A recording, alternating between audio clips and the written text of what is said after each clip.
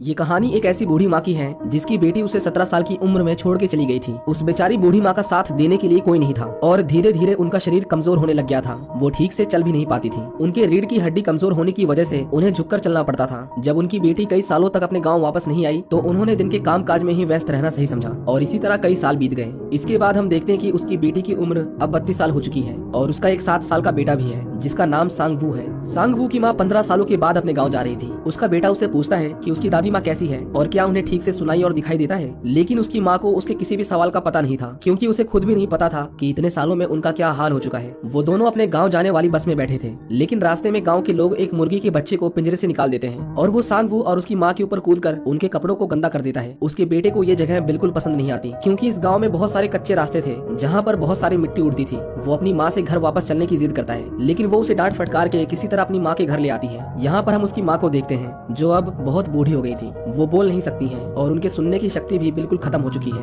उनकी बेटी उनसे माफी मांगती है क्योंकि इतने सालों में वो कभी उनसे मिलने नहीं आई। वो उन्हें बताती है कि उसके पति ने उसे तलाक दे दिया, जिसके बाद पैसों की कमी के चलते उसे अपनी दुकान को बंद करना पड़ा और अब उसके पास पैसे कमाने का कोई जरिया नहीं है। वो उन्हें बताती है कि शहर में नौकरी पाना बहुत मुश्किल हो गया है और अब वो इतने ज्यादा कर्जे में अपने बेटे का पालन पोषण नहीं कर सकती। इसीलिए वो कुछ दिनों के लिए सांगवू को उन्हीं के पास छोड़कर जाना चाहती है और जब शहर में सब कुछ ठीक हो जाएगा वो उसे वापस ले जाएगी। उसकी बूढ़ी माँ बस उसे सुने जा रही थी, लेकिन उन्हें समझ आ जाता है कि वो क्या कहना चाहती है। सांगवू की माँ उन्हें कहती है कि अब उन्हें शहर जाना होगा, लेकिन दादी उसे इशारे करके कहती है कि वो थोड़ी देर आराम कर ले, पर उसकी बेटी उन्हें कहती है कि वो यहाँ पर और नहीं रह सकती और शाम की बस से वो वापस शहर के लिए रवाना हो जाती है। सांगवू जो एक शहर में रहने वाला लड़का था, उसे गाँव का रहन सहन बिल्कुल पसंद नहीं आता। उसकी माँ उसके लिए कुछ कपड़े और खाने का सामान उसके लिए छोड़ के गई थी जो सिर्फ शहर में मिलता था। सांगवू की दादी उसे अपने साथ चलने के लिए कहती है, लेकिन सांगवू उनसे पहले कभी नहीं मिला था, इसीलिए वो उन्हें दूर रहने के लिए कहता है। वो अपने हाथों को फेर कर कुछ इशारा करती है, पर सांगवू उनकी बातों को समझ नहीं पाता, इसीलिए वो उनके बुढ़ापे का मजाक बनाता है और उन्हें गूंगा और बहरा भी बोलता है, जो अपने आप में काफी असम्मानीय था।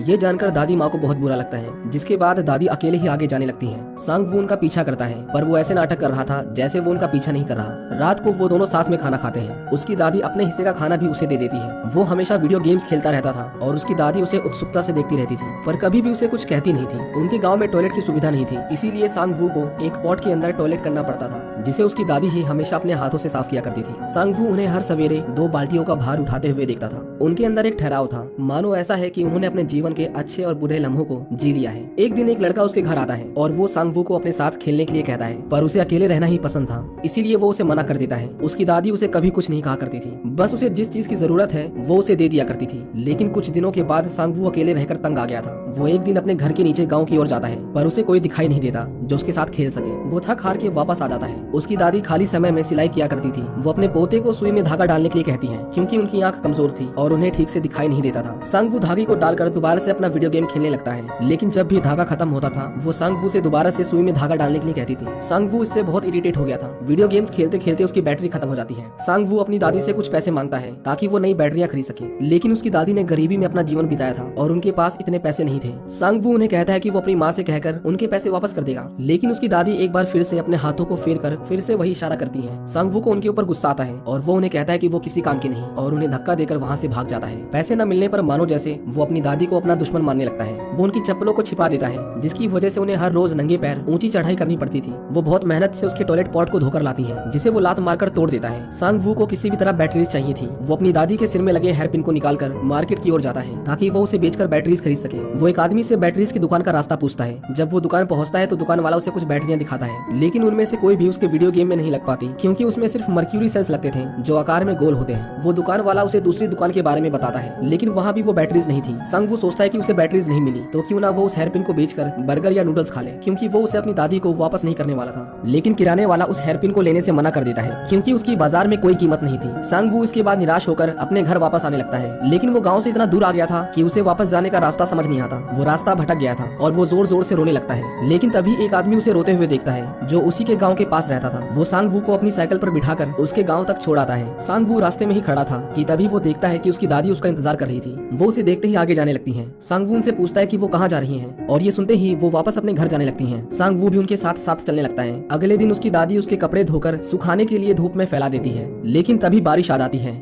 और वो कपड़े भीगने लगते हैं। सांग वू पहले तो उन्हें नीचे उतार लेता है और जब दोबारा से धूप निकलती है तो वो अपने कपड़ों पर तो दो कपड़े रोकने वाली क्लिप्स लगाता है, लेकिन अपनी दादी के कपड़ों पर एक भी क्लिप नहीं लगाता। लेकिन उसे महसूस होता है कि इससे शायद उनके कपड़े हवा में उड़ जाएंगे और उसकी दादी के पास पहनने के लिए और कपड़े नहीं थे, इसीलिए वो उस पर भी एक क्लिप लगा देता है। उसकी दादी उससे पूछती है कि तुम खाने में क्या खाओगे, जिस पर वो उन्हें पिज्जा बर्गर लाने को कहता है, लेकिन दादी माँ को शहर के खाने के बारे में जानकारी नहीं थी। सांग वू उन्हें पिज्जा बर्गर की फोटो दिखाता है पर उन्हें कुछ समझ नहीं आता। आखिर में वो मुर्गे की आवाज निकालकर उन्हें फ्राइड चिकन लाने को कहता है। उसकी दादी तुरंत ही कुछ खरबूजे लेकर शहर की ओर निकल जाती हैं, क्योंकि उसे बेचकर ही वो उसके लिए चिकन लाने वाली थी। जब दादी माँ बाजार से वापस आती हैं तो जोर की बारिश हो रही थी और वो पूरी भीग गई थी। उन्हें बहुत ज्यादा ठंड लग रही थी, लेकिन वो किसी तरह उसके लिए चिकन बनाती हैं। सांग वू इंतजार करते करते सो गया था। दादी उसे उठाती है और उसे कहती है कि उन्होंने उसका मनपसंद खाना बनाया है। उन्हें लगा कि ये सांग वू को बहुत पसंद आएगा, लेकिन उसे रेस्टोरेंट वाला फ्राइड चिकन चाहिए था, ना कि उबला हुआ मांस का टुकड़ा। वो उसे देखते ही खाने से मना कर देता है और जोरों से रोने लगता है। उसकी दादी उदास हो जाती है क्योंकि उसके पोते को उसका बनाया हुआ खाना पसंद नहीं आया। इसी तरह शाम से सुबह हो जाती है। सांग वू को बहुत भूख लगी थी। वो अपनी दादी के बनाए हुए चिकन को चाव से खाने लगता है। वो देखता है कि उसकी दादी लेटी हुई है। दरअसल उन्होंने भी कल रात को खाना नहीं खाया था। जब वो उनके पास आता है तो उन्हें बहुत तेज बुखार हो गया था, क्योंकि बाजार से वापस आते वक्त वो बारिश में भीग गई थी। वो उनके सिर पर एक पट्टी रखता है ताकि उनका बुखार जल्दी से उतर जाए और उन्हें कल रात का खाना गर्म करके देता है। वो देखता है कि उसकी दादी ने अपने सिर में उस हेयरपिन की जगह एक चम्मच को मोड़कर अपने बालों में लगा लिया था। ये देखकर सांग वू उनकी हेयरपिन वापस कर देता है। इसके बाद वो गाँव के नीचे एक मैदान में आता है जहाँ पर एक लड़की खाने के पैकेट्स को इकट्ठा करके घर घर वाला खेल खेल रही थी। वो उस लड़की को पसंद करने लगता है। अगले दिन वो और उसकी दादी बाजार जाते हैं, क्योंकि दादी अपने घर में बनाए हुए खरबूजों को बाजार में बेचकर थोड़े पैसे कमाया करती थी। उस दिन वो काफी देर तक बाजार जाने वाली बस का इंतजार करते हैं, लेकिन वो बस नहीं आती और उन्हें पैदल ही वहाँ तक जाना पड़ता है। उसकी दादी बाजार में खरबूजों को बेचने लगती है। सांग वू दीवार के पीछे खड़ा उन्हें देख रहा था और ये अपने आप में दिल को छू लेने वाला दृश्य था। उसकी दादी सारे खरबूजों को नहीं बेच पाती, लेकिन उन्होंने कुछ पैसे बटोर लिए थे। वो सांग वू को नए जूते दिलवाती हैं और एक अच्छे होटल में उसका मनपसंद खाना भी खिलवाती हैं, लेकिन वो खुद पैसे बचाने के लिए सिर्फ पानी पी रही थी। वहाँ पर सांग वू एक दुकान देखता है जहाँ पर हर तरह की बैटरीज मिलती थी, पर उसे पता था कि सारे पैसे खर्च हो चुके हैं, इसीलिए वो जिद नहीं करता। इसके बाद वो दोनों अपने घर के लिए निकलने लगते हैं। दादी माँ को घर जाने वाली बस नहीं मिल रही थी, लेकिन बस का कंडक्टर उन्हें आवाज लगाता है और सही बस पकड़ने में उनकी मदद करता है। वो दादी माँ को बताता है कि उसकी एक दोस्त के पैरों में बहुत दर्द रहता है, इसीलिए वो एक बार जाकर उनसे मिलाए। दादी अपनी सहेली से मिलने जा रही थी, इसीलिए वो सांग वू से इशारों में पूछती है कि तुम्हें क्या खाना है। वो एक लड़के को चोको पाई खाते हुए देखता है और उसे भी वही खाना था। दादी माँ उस लड़के के फेंके हुए चोको पाई के रैपर को उठा लेती है, क्योंकि उन्हें नहीं पता था कि उन्हें दुकान पर जाकर क्या कहना है। वो अपने दोस्त के पास आती है और उनसे उनकी तबीयत के बारे में पूछती है। वो बूढ़ी औरत अपनी बीमारी से बहुत परेशान रहती थी। दादी माँ उन्हें वो रैपर दिखाती है और वो उनके लिए 6 चोको पाई पैक कर देती है। बदले में दादी उन्हें कुछ पैसे देती है, लेकिन वो औरत पैसे लेने से मना कर देती है, पर बदले में दादी उसे कुछ खरबूजे देती है। वो औरत उन्हें कहती है कि कभी मौका मिले तो वो दोबारा मिलने आ जाए, इससे पहले कि हम दोनों में से कोई पहले मर जाए। ये सुनकर दादी थोड़ा मुस्कुराती है और वहाँ से चली जाती है। वो जब बस में दोबारा आती है तो हम देखते हैं कि सांग वू उसी गाँव की लड़की के साथ बैठा था। वो अपनी दादी से कहता है कि वो अकेले ही जाएगा, इसीलिए वो उनके साथ ना आए। उसकी दादी बस के बाहर ही खड़ी थी। वो सांग वू से कहती है कि वो अपने साथ बचे हुए खरबूजे ले जाए, क्योंकि उनका वजन बहुत ज्यादा था, लेकिन सांग वू उसे अपने साथ ले जाने से मना कर देता है। इतनी देर में वो बस चल पड़ती है और दादी माँ पीछे ही रह जाती है। सांग वू उस लड़की के साथ बैठा तो था, लेकिन वो उससे बात नहीं करती, बल्कि वो तो अपने दोस्त से बात कर रही थी। सांग वू अपने घर पहुंच गया था। वो अपनी दादी का इंतजार कर रहा था, लेकिन काफी देर इंतजार करने के बाद भी वो नहीं आती। वो बस स्टैंड पर जाता है। वहाँ कई बसें आती जाती हैं, पर किसी में भी उसकी दादी नहीं थी। लेकिन कुछ देर बाद हम उन्हें पैदल आता हुआ देखते हैं, क्योंकि उनके गांव आने वाली वो आखिरी बस थी जो सांग वू की वजह से उनसे छूट गई थी। वो कई किलोमीटर उस बोझ को अकेले ही उठाकर ला रही थी, जिसे सांग वू ने साथ ले जाने से मना कर दिया था। उसे एहसास होता है कि उसने कितना गलत किया है। वो तुरंत ही उनके थैले को उठा लेता है। अगले दिन वो दोबारा से उस लड़की के साथ खेलने जाता है, लेकिन वो वहाँ पर नहीं थी। वो उसके दोस्त को देखता है जिसके सिर पर लकड़ी का गट्ठा था। सांग वू उसे कहता है कि जोर से भागो, तुम्हारे पीछे एक गाय तुम्हें मारने के लिए आ रही है। ये सुनकर वो लड़का जोर से भागता है, पर आगे जाकर वो गिर जाता है। जब वो पीछे मुड़कर देखता है तो वहाँ पर कोई नहीं था। उसे सांग वू पर बहुत गुस्सा आता है, पर सांग वू वहाँ से भाग जाता है। उसे आगे जाकर वही लड़की मिलती है जो उससे कहती है कि वो उसे ही ढूंढ रही थी। ये सुनकर वो बहुत खुश होता है और इसके बाद वो पूरे दिन सिर्फ मुस्कुराता ही रहता था। वो देखता है कि उसके बाल बड़े हो गए थे। बड़े बाल उसे पसंद नहीं थे। वो अपनी दादी से कहता है कि वो उसके बाल थोड़े से छोटे कर दे। दादी माँ उसके बालों को काटना शुरू करती है, लेकिन धीरे धीरे सांग वू को नींद आ जाती है और वो सो जाता है। कुछ देर बाद उसकी दादी उसे उठाती है और वो देखता है कि उसकी दादी ने आगे के बालों को बहुत छोटा कर दिया था, जो देखने में काफी बुरा लग रहा था। वो जोर जोर से रोने लगता है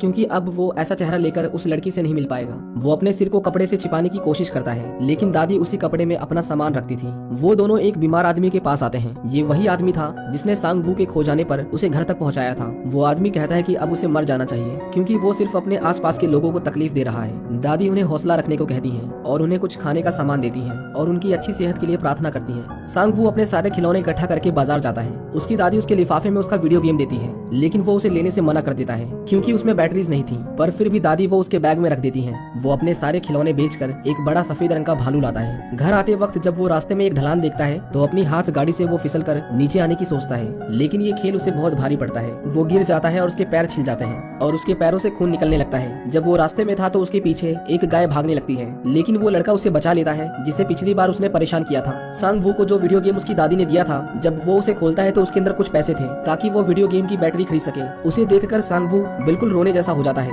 वो अपने घर जाने लगता है और जब वो अपनी दादी को देखता है जो उसका ही इंतजार कर रही थी, उन्हें देखकर वो अपने आंसुओं को रोक नहीं पाता और उनके पास जाकर रोने लगता है। अब सांग वू भी अपनी दादी को पसंद करने लगा था। दादी उसे एक लेटर दिखाती है जो उसकी माँ ने उसके लिए भेजा था और उसमें लिखा था कि कुछ ही दिनों में वो उसे लेने के लिए आने वाली है। सांग वू अपनी दादी को लिखना सिखाता है क्योंकि वो बोल नहीं सकती थी। वो लिखने की पूरी कोशिश करती है लेकिन वो लिख नहीं पाती। सांग वू ये सोचकर रोने लगता है कि अगर वो कभी बीमार हुई तो उसे कैसे पता चलेगा। वो उन्हें कहता है कि अगर वो खाली पन्ना भी उन्हें भेज देंगी तो वो समझ जाएगा और तुरंत ही उनके पास आ जाएगा। उस रात सांग वू सोता नहीं। वो पोस्ट कार्ड पर कुछ मैसेज लिखता है ताकि जब भी वो बीमार हो जाए तो उसकी दादी सिर्फ उन कार्ड्स को भेजकर उसे बता सके। अगली सुबह उसकी माँ उसे लेने के लिए आती है। वो दादी माँ को अपना ध्यान रखने के लिए कहती है और उन्हें कहती है कि अगली बार वो आएंगी तो उनके लिए गर्म कपड़े भी लाएंगी। वो सांग वू से कहती है कि क्या तुम अपनी दादी माँ से कुछ कहना चाहोगे, लेकिन वो कुछ नहीं बोलता। वो जाते जाते उन्हें वो कार्ड्स दे देता है। उसकी दादी उसे खिड़की के शीशे पर हाथ मारकर उसे बुलाती है, लेकिन सांग वू उन्हें अनदेखा करने की कोशिश करता है क्योंकि वो नहीं चाहता था कि उसके जाने के बाद उसकी दादी उसे याद करके परेशान हो। लेकिन जैसे ही बस जाने लगती है वो तुरंत ही पीछे की ओर भागकर उन्हें अपना हाथ फेर कर इशारा करता है।